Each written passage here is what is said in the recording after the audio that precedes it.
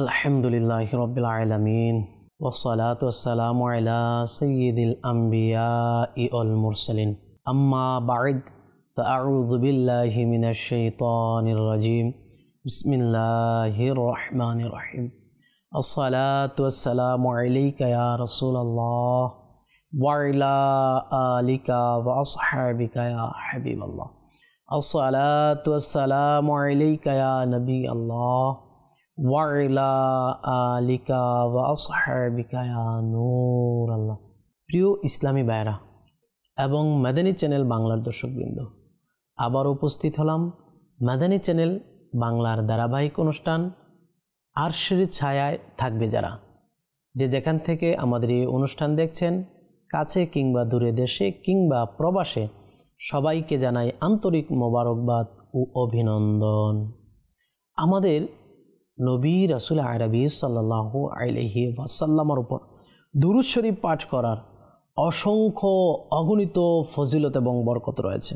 রহমতে আলম নূরে মুজাসসাম হুজুর সাল্লাল্লাহু আলাইহি ওয়াসাল্লাম ইরশাদ ফরমান, আদিবু আওলাদাকুম আলা সালাসাতি খিসালিন, আপন সন্তানদেরকে তিনটির বিষয়ে শিক্ষা দাও। হুব্বি নবিয়িকুম, আপন নবী সাল্লাল্লাহু আলাইহি ওয়াসাল্লামের ভালোবাসা, ওয়া হুব্বি আহলে বাইতিহি, এবং আহলে বায়াতের ভালোবাসা। আর 3 নাম্বার যেটা রাসূল সাল্লাল্লাহু আলাইহি সাল্লাম বললেন, ওয়া কিরাআতিল কুরআন, এবং কোরআন তেলাওয়াত শিক্ষা দাও। তোমার আপন সন্তানদেরকে 3টা জিনিস শিক্ষা দাও। রাসূল সাল্লাল্লাহু আলাইহি সাল্লামের ভালোবাসা শিক্ষা দাও, আহলে বায়াতের ভালোবাসা শিক্ষা দাও, সাথে সাথে কোরআন তেলাওয়াত শিক্ষা দাও। কেন না কোরআন তেলাওয়াত শিক্ষা কেন দরকার? ফা ইন্না হামালাতাল কুরআনি ফি যিল্লিল্লাহি ইয়াউমাল কিয়ামাতি ইয়াউমা লা যিল্লা ইল্লা যিল্লুহু মা'a আমবিয়াইহি ওয়া আসফিয়াইহি। কেননা কোরআন পাক তেলাওয়াতকারী কিয়ামতের দিন আম্বিয়ায়ে কেরামের সাথে আলাইহিমুস সালাম আল্লাহ পাকের রহমতের ছায়া থাকবে, যেদিন তার ছায়া ব্যতীত আর কোনো ছায়া থাকবে না। প্রিয় ইসলামী ভাইরা এবং মাদানী চ্যানেল বাংলার দর্শকবৃন্দ, আপনারা শুনলেন আল্লাহর হাবিব সাল্লাল্লাহু আলাইহি ওয়াসাল্লাম ইরশাদ করেছেন যে যারা অধিক হারে কোরআন তেলাওয়াত করবে, যারা কোরআন শিখবে, তারা আল্লাহ পাকের রহমতের ছায়া থাকবে, যেদিন আরশের ছায়া ব্যতীত কোনো ছায়া থাকবে না। ওই কঠিন মুহূর্ত যেদিন সূর্য 100 মাইল উপরে থাকবে, মানুষ নাফসি নাফসি করতে থাকবে, জমিন তামার হবে, মানুষ পিপাসার কারণে তার জিহ্বা শুকিয়ে কাঠ হয়ে যাবে, কারো জিহ্বা বের হয়ে আসবে, মানুষ তার ঘামের মধ্যে হাবুডুবু খাবে। ওই কঠিন মুহূর্ত কেউ কারো জন্য হবে না। আল্লাহর হাবিব বলেছেন, অধিক হারে যারা কোরআন তেলাওয়াত করবে, আল্লাহ তাআলার রহমতের ছায়ায় তারা থাকবে, যেদিন আরশের ছায়া ব্যতীত, তার ছায়া ব্যতীত আর কোনো ছায়াই থাকবে না। প্রিয় ইসলামী ভাইরা এবং মাদানী চ্যানেল বাংলার দর্শকবৃন্দ, আমাদের উচিত অধিক হারে কোরআন তেলাওয়াত করা, কোরআনে পাক শিক্ষা গ্রহণ করা। কেননা কোরআনে পাক শিক্ষা করা এটা ফরজে আইন রয়েছে। প্রত্যেক মুসলমান নর এবং নারীর উপর কোরআনের জ্ঞান অর্জন করা, কোরআন তেলাওয়াত শিক্ষা করা এটা ফরজে আইন রয়েছে। জি হ্যাঁ, রাসূলুল্লাহ সাল্লাল্লাহু আলাইহি ওয়াসাল্লাম ইরশাদ ফরমান, তলাবুল ইলমি ফারিদাতুন আলা কুল্লি মুসলিমি ওয়া মুসলিমা, প্রত্যেক মুসলমানের উপর ইলমে দ্বীন অর্জন করা ফরজ। কোরআন এটাও ইলমে দ্বীনের অন্তর্ভুক্ত। কোরআনের জ্ঞান অর্জন করাটাও ফরজ, কোরআন তেলাওয়াত শেখাটাও ফরজ। প্রিয় ইসলামী ভাইরা এবং মাদানী চ্যানেল বাংলার দর্শকবৃন্দ, তাছাড়া ইলমে দ্বীনের অসংখ্য ফজিলত এবং বরকত রয়েছে। সুবহানাল্লাহ সুবহানাল্লাহ। আমাদের সাহাবায়ে কেরাম, আউলিয়ায়ে কেরাম, নেককার বান্দাগণ যারা কোরআন শিখতেনই না শুধু, বরঞ্চ কোরআনের প্রতি ওনাদের অগাধ মহব্বত এবং ভালোবাসা ছিল, যারা দিন রাত কোরআনে কারিমের তেলাওয়াত করত। জি হ্যাঁ, আপনারা জানেন ইমামে আজম ইমাম আবু হানিফা রাদিয়াল্লাহু তাআলা আনহু, যিনি প্রতি রমজানে 61টি কোরআনে পাকের খতম করতেন। সুবহানাল্লাহ। দিনে একটি খতম করতেন, রাতের বেলা একটি খতম করতেন, এবং কি তারাবির মধ্যে একটি খতম করতেন। এভাবে ইমামে আজম ইমাম আবু হানিফা রাদিয়াল্লাহু তাআলা আনহু প্রতি রমজানে 61 বার কোরআনকে খতম করতেন। সুবহানাল্লাহ সুবহানাল্লাহ। প্রিয় ইসলামী ভাইরা এবং মাদানী চ্যানেল বাংলার দর্শকবৃন্দ, আলী রাদিয়াল্লাহু তাআলা আনহু, সুবহানাল্লাহ সুবহানাল্লাহ, কিতাবের মধ্যে বর্ণিত রয়েছে আলী রাদিয়াল্লাহু তাআলা আনহু ঘোড়ার রিকাবে পা রেখে, এক পা রেখে ঘোড়ার মধ্যে সাওয়ার করা অবস্থায় কোরআনে পাকের খতম করতেন। সুবহানাল্লাহ। এটা দ্বারা ওনার কোরআনে পাকের জজবা এবং সাথে সাথে কারামতও প্রকাশ পায়। ওমর রাদিয়াল্লাহু তাআলা আনহু, যিনি ইসলামের দ্বিতীয় খলিফা ছিলেন, ইনি প্রতিদিন কোরআনকে চুমু দিতেন আর বলতেন, এটা আমার রবের কালাম। কেমন মহব্বত ছিল! সুবহানাল্লাহ সুবহানাল্লাহ। প্রিয় ইসলামী ভাইরা, দাওয়াত ইসলামের মুফতি ফারুক রহমতুল্লাহি তাআলা আলাইহি, যিনি প্রতিদিন এক মঞ্জিল কোরআনে পাক তেলাওয়াত করতেন। এভাবে প্রত্যেক সপ্তাহে উনি পবিত্র কোরআনকে একবার খতম করতেন। আল্লাহু আকবার। আসুন আমাদের ঈমানকে উজ্জীবিত করার জন্য, আমাদের জজবাকে বৃদ্ধির জন্য আমরা আরও কয়েকটি ঘটনা শ্রবণ করে নিই যারা অধিক হারে কোরআন পাক তেলাওয়াত করতেন। সুবহানাল্লাহ। হযরতে সাইয়্যিদুনা সাবিত বুনানী রহমতুল্লাহি তাআলা আলাইহি দৈনিক একবার কোরআন শরীফ খতম করতেন। তিনি রহমতুল্লাহি তাআলা আলাইহি সর্বদা দিনের বেলায় রোজা রাখতেন আর রাতে ইবাদত করতেন। যেই মসজিদের পাশ দিয়ে অতিক্রম করতেন সেই মসজিদে অবশ্যই 2 রাকাত তাহিয়াতুল মসজিদ নামাজ আদায় করে নিতেন। সুবহানাল্লাহ। তিনি আল্লাহ তাআলার নিয়ামতের কৃতজ্ঞতা প্রকাশ করতে গিয়ে বলেছেন, আমি জামে মসজিদের প্রতিটি স্তম্ভের পাশেই পবিত্র কোরআনের খতম দিয়েছি। সুবহানাল্লাহ। এবং আল্লাহ তাআলার দরবারে কান্নাকাটি করেছি। তিনি নামাজ ও কোরআন তেলাওয়াত করাকে বিশেষভাবে পছন্দ করতেন। সাবিত বুনানী রহমতুল্লাহি তাআলা আলাইহি কোরআন তেলাওয়াত করা ওনার পছন্দ ছিল, নামাজ পড়া পছন্দ ছিল। আল্লাহু আকবার। এটা আমাদের আকাবিরদের অবস্থা। আমাদের পছন্দ কি? দুনিয়ার পিছনে ছোটা, দুনিয়ার পিছনে দৌড়ানো, টাকা ইনকাম করা, গাড়ি বাড়ি করা। কিন্তু আল্লাহওয়ালাদের পছন্দ ছিল তেলাওয়াত করা। সুবহানাল্লাহ। যার কারণে ওনারা প্রত্যেক স্তম্ভের পাশে কোরআনে পাক খতম করার মতো সৌভাগ্য অর্জন করেছেন। তার রহমতুল্লাহি তাআলার উপর আল্লাহ তাআলার এত বড় দয়া হলো যে ঈর্ষা চলে আসে। যেমন উফাতের পর দাফন করার সময় হঠাৎ করে একটি ইট কবরের ভিতরে চলে যায়। লোকেরা যখন ইটটি নেওয়ার জন্য ঝুঁকলো, তখন এটা দেখে তার হতবাক হয়ে গেল, অবাক হয়ে গেল। তিনি রহমতুল্লাহি তাআলা আলাইহি কবরে দাঁড়িয়ে নামাজ পড়ছেন। আল্লাহু আকবার, আল্লাহু আকবার। তার রহমতুল্লাহি তাআলা পরিবারের লোকজনের কাছে যখন জিজ্ঞাসা করা হলো, তখন তার শাহজাদি সাহেবা বললেন, আমার সম্মানিত পিতা রহমতুল্লাহি তাআলা আলাইহি প্রতিদিন এভাবে দোয়া করত, হে আল্লাহ, তুমি যদি কাউকে ওফাতের পর কবরে নামাজ পড়ার সৌভাগ্য দান করে থাকো, তাহলে আমাকেও সেই মর্যাদা দান করো। বর্ণিত রয়েছে, লোকজন যখন তার রহমতুল্লাহি তাআলা আলাইহি মাজার শরীফের পাশ দিয়ে অতিক্রম করতেন, তখন নুরানি কবর থেকে কোরআনে পাকের আওয়াজ আসতো। সুবহানাল্লাহ সুবহানাল্লাহ। আল্লাহ তাআলার রহমত তার উপর বর্ষিত হোক। তার সদকায় আমাদের মতো গুনাহগারদের বেহিসাব মাগফিরাত দান। কোরআনে মাজিদ, ফুরকানে হামিদ আল্লাহ তাআলার পবিত্র কালাম। কোরআন পড়া, কোরআন শোনা, কোরআন শোনানো সবই সওয়াবের কাজ। পবিত্র কোরআনের একটি হরফ পড়লে 10টি নেকি পাওয়া যায়। যেমন নবিকুল সুলতান সরদারে দু জাহান সাল্লাল্লাহু আলাইহি ওয়াসাল্লাম ইরশাদ করেন, যে ব্যক্তি কিতাবুল্লাহ তথা পবিত্র কোরআনের একটি হরফ পাঠ করবে, সে একটি নেকি লাভ করবে যা 10টি নেকির সমান। আমি এটা বলছি না আলিফ লাম মিম একটি হরফ, বরং আলিফ একটি হরফ, লাম একটি হরফ, মিম একটি হরফ। সুবহানাল্লাহ সুবহানাল্লাহ। প্রিয় ইসলামী ভাইরা এবং মাদানী চ্যানেল বাংলার দর্শকবৃন্দ, কেউ যদি শুধুমাত্র আলিফ লাম মিম পড়ে, তাহলে তার আমলনামায় 30টি নেকি অর্জন হবে। সুবহানাল্লাহ। নবী মুকাররম নূরে মুজাসসাম শাহান শাহে আদম ও বনি আদম সাল্লাল্লাহু আলাইহি ওয়াসাল্লাম ইরশাদ ফরমান, উত্তম ব্যক্তিকে শুনুন আল্লাহর হাবিব কি বলতেছেন। উত্তম ব্যক্তিকে হুজুর সাল্লাল্লাহু তাআলা আলাইহি ওয়াসাল্লাম ইরশাদ ফরমান, খায়রুকুম মান তাআল্লামাল কুরআনা ওয়া আল্লামা। অর্থাৎ তোমাদের মধ্যে সেই ব্যক্তি উত্তম যে নিজে কোরআন শিখে এবং অপরকে শেখায়। সুবহানাল্লাহ।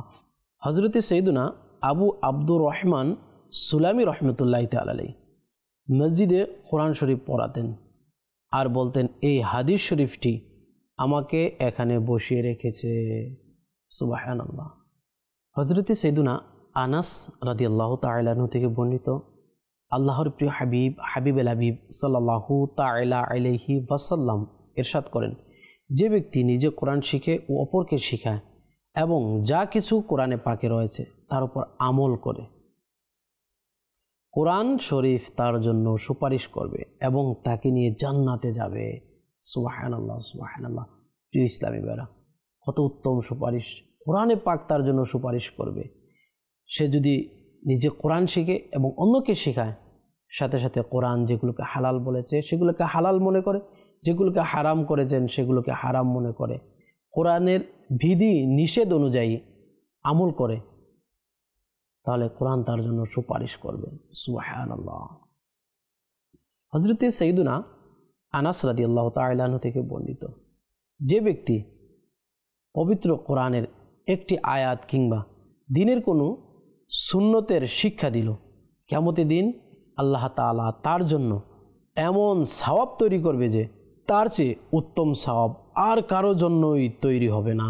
সুবহানাল্লাহ, সুবহানাল্লাহ। আল্লাহ তাআলা আমাদেরকে কোরআন শিখার এবং অন্যকে শেখানোর, সুন্নত দ্বীনের জ্ঞান শেখানোর তৌফিক দান করুক। জুন্নুরাইন জামিউল কোরআন হযরতে সাইয়্যিদুনা উসমান গনি রাদিয়াল্লাহু তাআলা আনহু থেকে বর্ণিত, নবিকুল সুলতান সরদারে দো জাহান মাহবুবে রহমান সাল্লাল্লাহু আলাইহি ওয়াসাল্লাম ইরশাদ করেন, যে ব্যক্তি পবিত্র কোরআনের একটি আয়াত শিক্ষা দিয়েছে তার জন্য শিক্ষা গ্রহণকারীর থেকেও দ্বিগুণ সওয়াব রয়েছে।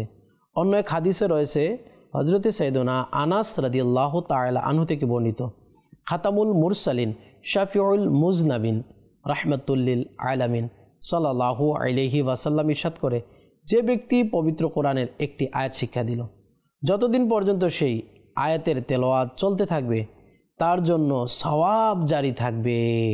সুবহানাল্লাহ, সুবহানাল্লাহ।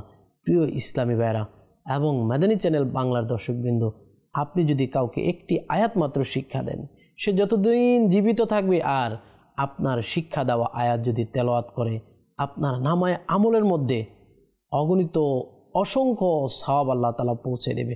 জি হ্যাঁ, মানুষ যখন মারা যায় তখন তার আমলনামা বন্ধ হয়ে যায়, মানুষের তখন ভালো মন্দ করার কোনো সুযোগ থাকে না, কিন্তু শুধুমাত্র সদকায়ে জারিয়া ব্যতীত, অর্থাৎ ব্যক্তি এমন কোনো কাজ করে গেল যা সে কবরে যাওয়ার পরেও তার নামায় আমলের মধ্যে নেকি আর নেকি লেখা হবে। এর মধ্যে একটা হচ্ছে সদকায়ে জারিয়া, দ্বিতীয় নম্বর হচ্ছে নেক সন্তান, 3 নম্বর হচ্ছে কাউকে ইলমে দ্বীন শিক্ষা দেওয়া। জি হ্যাঁ প্রিয় ইসলামী ভাইরা, আপনি যদি কাউকে কোরআন তেলাওয়াত শিক্ষা দিয়ে কবরে চলে যান, আপনি যদি কাউকে দ্বীন শিক্ষা দিয়ে সুন্নত শিক্ষা দিয়ে কবরে চলে যান, আপনি কবরে চলে গেছেন। আপনি যাকে শিক্ষা দিয়েছেন সে যতদিন আমল করবে, আপনার নামায় আমলের মধ্যে আল্লাহ তাআলা অগণিত নেকি আল্লাহ তাআলা দান করবে। সুবহানাল্লাহ। একটি হাদিস শরীফে রয়েছে, যে ব্যক্তি কিতাবুল্লাহ অর্থাৎ পবিত্র কোরআনের একটি আয়াত অথবা ইলমের একটি অধ্যায় শিক্ষা দিয়ে থাকে, আল্লাহ তাআলা কিয়ামত পর্যন্ত তার সওয়াব বৃদ্ধি করতে থাকবে। সুবহানাল্লাহ। মালফুজাতে আলা হজরত কিতাব থেকে একটি উপকারী আরজ এবং ইমান তাজাকারী ইরশাদ লক্ষ্য করুন।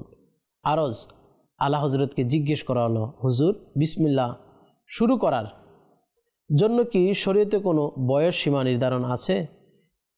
শরীয়তে উত্তর, শরীয়তে কোনো বয়স সীমা নির্ধারণ নেই, তবে মাশায়েখে কেরামের মতে 4 বছর 4 মাস 4 দিন নির্ধারিত রয়েছে। হজরত খাজা কুতুবুল হক ওয়াদ্দিন বখতিয়ার কাকি রহমতুল্লাহ তাআলা আলাইহি এর বয়স যেদিন 4 বছর 4 মাস 4 দিনে উপনীত হলো, সেই দিন তাকে বিসমিল্লাহির রহমানির রহিম এর সবক দেওয়ার দিন ক্ষুণ্ণ হিসেবে নির্ধারণ করা হলো এবং লোকদেরকে দাওয়াত দেওয়া হয়েছিল। তখন খাজা গরিবে নওয়াজ রহমতুল্লাহ তাআলা আলাইহি সেখানে তাশরিফ রেখেছিলেন। বিসমিল্লাহির রহমানির রহিম পড়াতে চাইলেন, কিন্তু ইলহাম হলো, আল্লাহ তাআলার পক্ষ থেকে জানিয়ে দেওয়া হলো থামুন, হামিদুদ্দিন নাগওয়ারি আসছে, তিনি পড়াবেন। নাগওয়ারে কাজী হামিদুদ্দিন সাহেব রহমতুল্লাহ তাআলার নিকট ইলহাম হলো, আল্লাহ তাআলা জানিয়ে দিলেন, শীঘ্রই যাও আমার এক বান্দাকে বিসমিল্লাহির রহমানির রহিম পাঠ দিয়ে আসো। কাজী সাহেব তৎক্ষণাৎ আগমন করলেন এবং তাকে বললেন, সাহেবজাদা পড়ুন বিসমিল্লাহির রহমানির রহিম। অথচ তিনি রহমতুল্লাহি তাআলা আলাইহি আউযু বিল্লাহি মিনাশ শাইতানির রাজিম বিসমিল্লাহির রহমানির রহিম আর প্রথম পারা থেকে 15 পারা পর্যন্ত মুখস্থ শুনিয়ে দিলেন হযরত কাজী সাহেব রহমতুল্লাহি তাআলা আলাইহি। এবং খাজা সাহেব বললেন, সাহেবজাদা আরও তেলাওয়াত করো। বললেন, আমি আমার মায়ের পেটে থাকা অবস্থায় এতটুকুই শুনেছিলাম আর আম্মা জানের এতটুকুই মুখস্থ ছিল, সেটি আমারও মুখস্থ হয়ে গেছে। সুবহানাল্লাহ সুবহানাল্লাহ। প্রিয় ইসলামী ভাইরা এবং মাদানী চ্যানেল বাংলার দর্শকবৃন্দ, এই ঘটনা থেকে আমরা জানতে পারলাম, বুঝতে পারলাম আল্লাহ তাআলার নেককার বান্দা, আল্লাহু আকবার, তার আম্মা জানের মায়ের পেট থেকেই 15 পারা কোরআনে পাক মুখস্থ করে নিয়েছেন। আল্লাহু আকবার।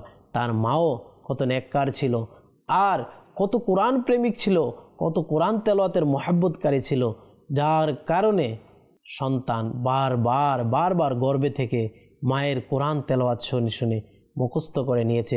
জি হ্যাঁ প্রিয় ইসলামী ভাইরা, এমন আরেকটি ঘটনা আমাদের গাউসে পাক শেখ আব্দুল কাদের জিলানী রহমতুল্লাহি তাআলা রয়েছে, যা আপনারা হয়তো বা জানেন।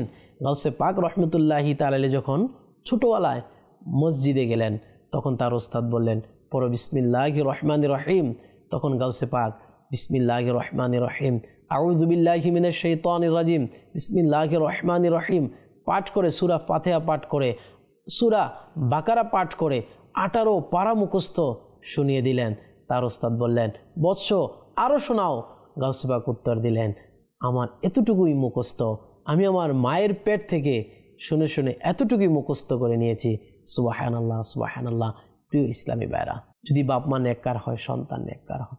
মা যদি নেককার হয়, সন্তান নেককার হয়। মা যদি কোরআনে পাকের মহব্বতকারী হয়, সন্তানও কোরআনে পাকের মহব্বতকারী হয়। মা যদি কোরআনে পাকের তেলাওয়াতকারিনী হয়, সন্তানও কোরআনে পাকের তেলাওয়াতকারী হয়। আল্লাহু আকবার। অনেক সময়তে এমন হয়ে যায়, আল্লাহ তাআলার নেককার বান্দারা মায়ের পেট থেকেই কোরআনে পাক মুখস্থ করে পৃথিবীর মধ্যে আসে।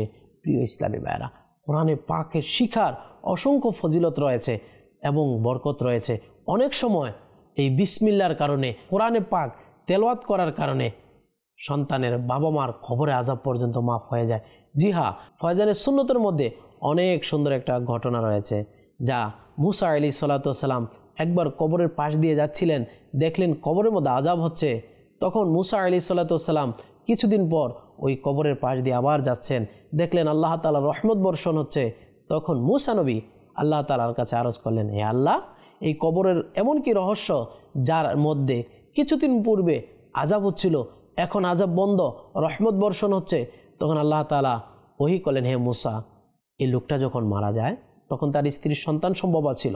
আজকে তার স্ত্রী তার সন্তানকে মসজিদের মধ্যে পাঠিয়েছে, ইলমে দ্বীন শিখার জন্য পাঠিয়েছে, কোরআন শিখার জন্য পাঠিয়েছে, আর তার সন্তান মসজিদে গিয়ে বিসমিল্লাহির রহমানির রহিম পড়ছে, আমার নাম নিচ্ছে।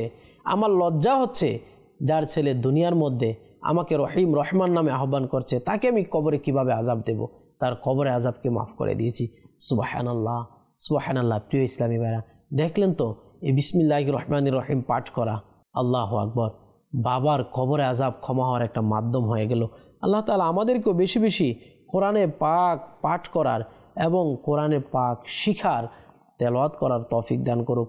রাসূল সাল্লাল্লাহু আলাইহি ওয়াসাল্লাম পবিত্র হাদিসে মুবারকার মধ্যে ইরশাদ ফরমান, আফদালুল ইবাদাতি তিলাওয়াতিল কোরআন, কোরআন তেলাওয়াত উত্তম ইবাদত। সুবহানাল্লাহ সুবহানাল্লাহ। রাসূল সাল্লাল্লাহু আলাইহি ওয়াসাল্লাম ইরশাদ ফরমান, কাবা শরীফ দেখা ইবাদত, কোরআনকে দেখা ইবাদত, মা বাবার চেহারা দেখা ইবাদত। আল্লাহু আকবার। প্রিয় ইসলামী ভাইরা এবং মাদানী চ্যানেল বাংলার দর্শকবৃন্দ, আলহামদুলিল্লাহ আমরা মুসলমান। আল্লাহ তাআলার দয়ায় আল্লাহ তাআলা আমাদেরকে মুসলমান হিসেবে দুনিয়ার মধ্যে পাঠিয়েছেন। আল্লাহ তাআলা আমাদেরকে এরকম একটা মহান কিতাব দান করেছেন, যেটা পৃথিবীর মধ্যে অতুলনীয়। আল্লাহু আকবার। যার একটি হরফ পড়লে 10টি নেকি পাওয়া যায়, যাকে দেখলেও সওয়াব, ধরলেও সওয়াব, সুবহানাল্লাহ, তেলাওয়াত করলেও সওয়াব।